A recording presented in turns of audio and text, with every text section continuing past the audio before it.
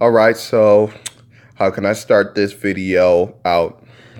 I'd just like to point out that I thought that the Grand Theft Auto, 5 graphics and the cover was pretty awesome. That's the only real good thing I'm going to say about this album. So let's get into it. All right, so Rich the Kid is, of course, somebody who is related to the Amigos, and his flow definitely will tell you. He comes from Atlanta, of course, and he just dropped his newest album. And Rich Kid also signed, you know, Famous Dex, of course, and Famous Dex want to get out of his slave contract, kind of like Lil Wayne and Birdman, except I'm skeptical that they actually made out and kissed. So that's a good thing. So of course the album starts with this song called "The World Is Yours," which I thought was a very nice reference to Nas, but he does not rap like Nas. He's pretty trashy. Now, at first, I thought Rich the Kid's flow and how he has this little speedy flow that he does that kind of reminds me of the Migos was fucking sweet. But after hearing at least 2 hours of Amigos on quality control and 2 hours of Amigos on the Amigos Culture 2, I'm getting pretty fucking sick of their whole style. And I reviewed an album where previously artists said that you need to stop biting the Amigos because 90% of you all sound alike, which was from the Forever MC album. And yeah, they fucking do, really, to tell you the truth. But back to the track, he says that he's flexing with muscles where you seem like the skinny stick, very tall, slim brother you were before, to tell you the truth. And I'm telling you, he did the yeah, yeah, yeah that way, and that was the laziest feeling that way that I heard since Bad and Bougie. Which again, he steals the fucking Amigos flow, or maybe they just share it. I don't know. I don't know. Then you have New Freezer, which I thought was a pretty cool song until I heard that maybe it was sampled from Big Shot or whatever.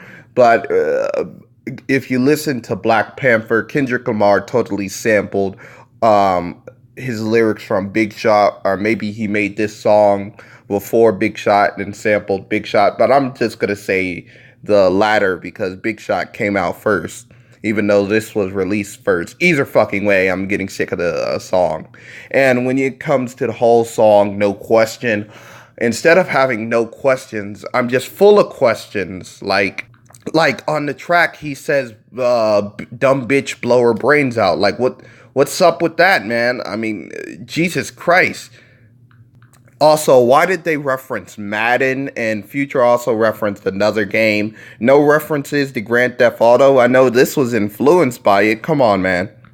And another thing, who spends $100,000 on a wristwatch when you mostly see time through your phone? Now it could be a baller thing, but that's how a nigga gets broke. If you feel me. Another thing, was Future really serious about going to rehab because he says he doesn't use lean that much, but still, he still should go to rehab for that shit. I'm really concerned about him. I don't want to read in the obituaries that Future Hendrix died somewhere. And again, she sucks your dick until you pass out. I mean, I would think that you would stay alive and alert when somebody's sucking your dick. Is she sucking your dick like that boring where you just go to sleep or whatever? I don't understand. I don't know. The song Plug Walk should have been called Slug Talk because instead of having his speedy, like, get it flow, this guy actually does this, like, slow little, a kind of sing talky way to his voice. I really didn't fucking like it. Now, if you want to see laziness done right, listen to Two Gone because I like the little, very chill vibe and, Khalif. I know I'm pronouncing that wrong, but I cannot pronounce the Arabic way his name is. He did a very excellent hook on the track. I usually think that his voice is very boring and very kind of relaxing and sleepy, but to the idea of being way too gone, it actually works, and his voice is very nice. It's like 21 Savage being on a song called being like sleepy. It just works. Wow, made it. The only thing I can really say about this track is I love the referencing that Rick Ross had about his girl being darker and he being more attracted to her. I really thought that that was some pro black is beautiful shit. Now on the song Dripping, I must be tripping, but Chris Brown, they both suck. And I just like to say he uses the worst, most gratuitous use of water since Ugly God's Water. And at least that was a comedy track. Okay, Lost It. The only thing I can say about this track is I was thinking that maybe Takeoff would have lost it since he's left off another song. But no, after hearing this, Takeoff probably would realize that he didn't miss much.